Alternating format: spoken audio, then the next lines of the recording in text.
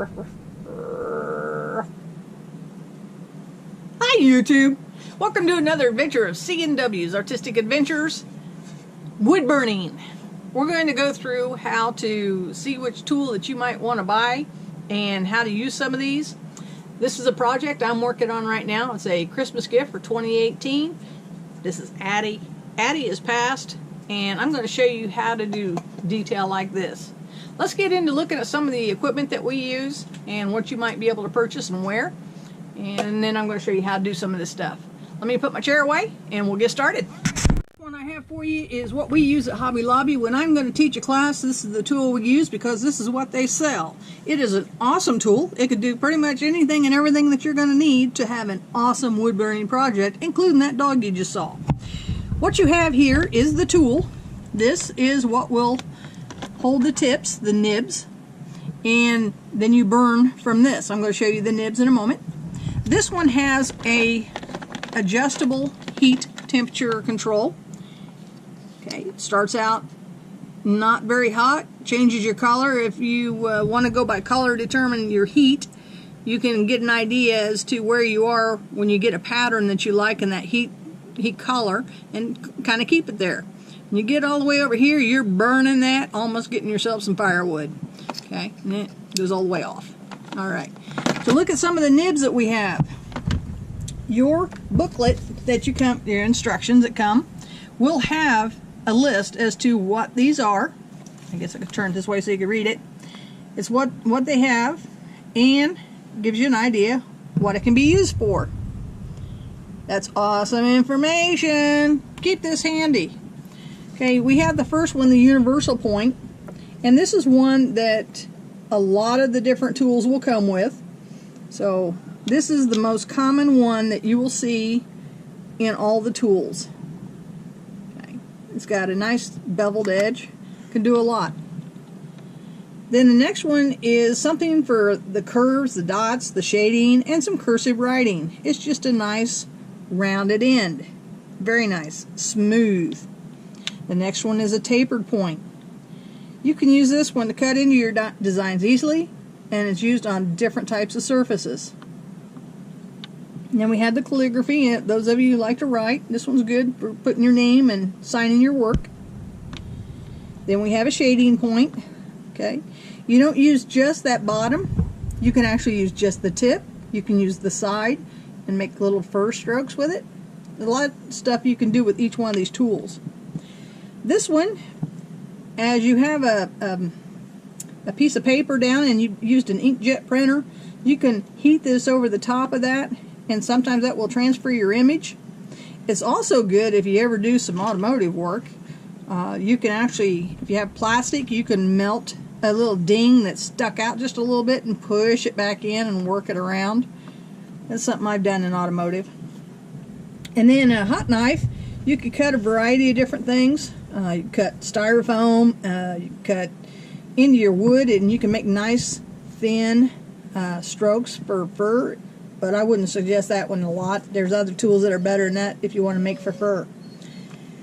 This piece here attaches into the end of the tool, and it tightens up in order to hold your blade or another type of a blade. This one here is already attached and will screw in. This one holds other blades. Okay. And then these are two soldering types of tips. And this is soldering wire. It comes with a kit. In this kit you also have 3 different patterns. So, turn them up here so you can see them. And those patterns are actually photographed and put on your information packet that comes with this. And these are great for when you just want to fill in and you don't want to do the hashtags and you don't want to do dots. You just want to do something pretty cool. So that's what this set is. It's actually a very nice set. I suggest all my students to obtain this one. Well, throw this stuff away and get it aside, and we'll go look at the next one here.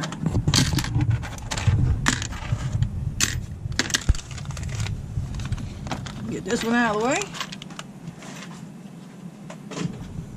Okay, the next one, this is going to be something from Chicago Electric. It's like my very first one, and of course you have the general tip. the bad thing about this and a lot of the generic ones, do you see a heat temperature control? No. We have a American plug-in adapter for a regular wall adaptation, and that's what you get. Whatever that heat comes out, the longer this is plugged in, the hotter it gets. Some people have been able to master this thing. I don't like it. I'll use it if I have to draw a lot of long, heavy lines, but I don't like it for much else. And if I want to darken the background. Okay, so that one's this one.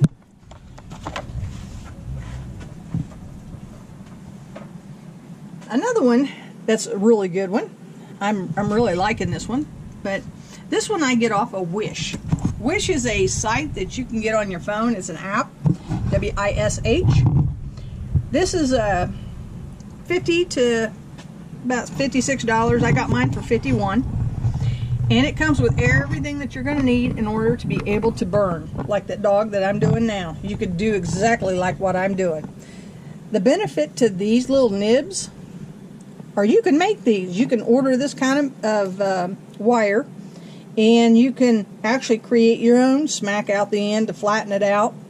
So you have, the flattened ends usually tend to be more for shading, but you could also use the edge of those in order to make like fur or other small lines of whatever it is you're doing. You have nice pointed tips. You even have the round. These here, those can be for writing, for soft stuff. If you want to do hair on a person, you can do that. Something this kit comes with is just a little tiny stone, and this stone is good for if you get a lot of debris from your wood and you need to clean it off. You can clean it off with that. That's all there is to that. Make sure this is cool when you're doing it. If you're going to put your finger close to it, you can still do that while it's still in the gun. Alright, another thing to do to clean off your tools, get yourself a little lid of some sort. Take a tiny piece off of a sponge. I got a 2-pack sponge in the dollar store. And then you put just a little bit of water in it. Don't soak it. I just put it in this plastic lid just to keep it contained.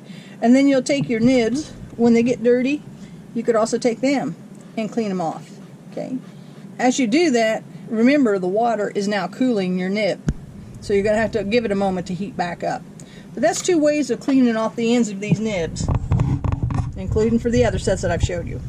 Now this one, the bad thing about it, if you're like me, you cannot read Chinese. It looks cool. I just can't read it. So this tells you in Chinese what all these little things are. And I have one that only has one adapter, so I only had to figure out what that's for. And I have looked at my different pieces of parts and realized I know what that's for. That's to plug in the tool in order to provide it with heat. I see there is a groove here, and there's a little thing sticking up down there, so I know I'm going to have to turn this over and stick it in there. And stick it in there. Maybe.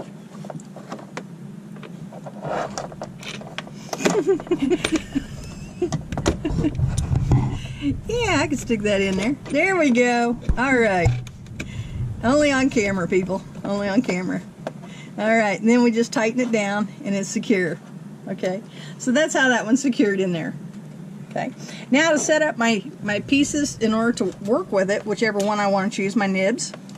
I'm not going to use my instructions here because I don't know what they're telling me. So I'm just going to take one, and I can see that there's 2 holes. I'm going to see that there is 2 holes at the top. Okay, and from here I'm going to kind of pinch them together till they fit to those 2 holes, and I'm just going to push them right in there. Okay, so these both fit in there. It comes with its own little itsy bitsy little baby screwdriver, and that's a Phillips. The difference between a Phillips and a flathead, this is a star and the other is a flat. Just a little line going across. Okay, and I'm just going to tighten it down. Lefty loosey, righty tighty. Yeah, I started going the wrong way, didn't I? Alright, so now it's all set. Now in order to use this, I have to plug it into, this would be an American plug. It's got a ground. Okay, and then I come over here to my dial, or my button, and I'll turn it on. It's not plugged in, so you're not going to see anything. I turn it on, and then I turn my dial to where I choose I want the heat. As you can see, there's a gray line that goes all the way around. Okay, that indicates some of your heat. And as you do this, there will be a number that comes up over here. Okay, as you get to a spot and you see that that is a heat that you like, it provides the right color that you like, write that number down. You might even count your dashes and write how many dashes it took to get to that. It's up to you, but you should be able to read your number to see what you like. Your red light will come on when it's pretty much where that is set to be.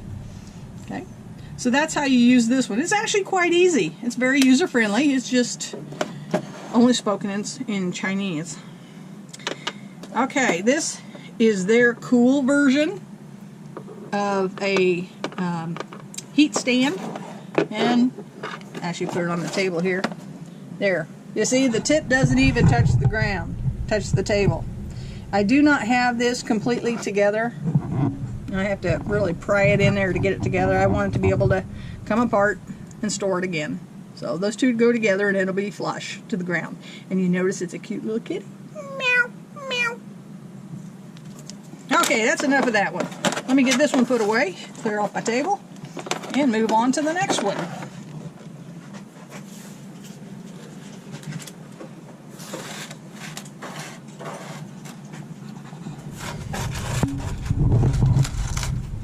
Just about got her cleaned up here. Lost stuff to pick up. Alright, now the last one. I'm going to move all this stuff over so you can see. This is the one I use the most. I got this one at an auction. This one's a couple $100 when I looked it up. Okay, this one is the detailer. This is the instruction information booklets that come with it. And it's using Colwood's wood burning, Colwood Electronics. Okay, so that's something you can look up online if you want to see if you can find their product. I can't say I've actually looked, but inside it has information on the different tools, the different nibs, the nibs that we have here. Okay, so it shows me what letter they are, what a style C is used for, and on the bottoms I've written. I wrote the letters of what I need to understand what they might be for. MC, this is similar to a ballpoint pen. Okay, you could read all that yourself. Just push your pause button. Okay, so going through some of the nibs.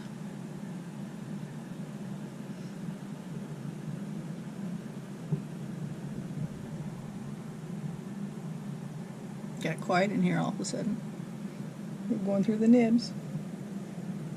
And then there's another page to tell you a little bit more about the nibs. The sizes of them.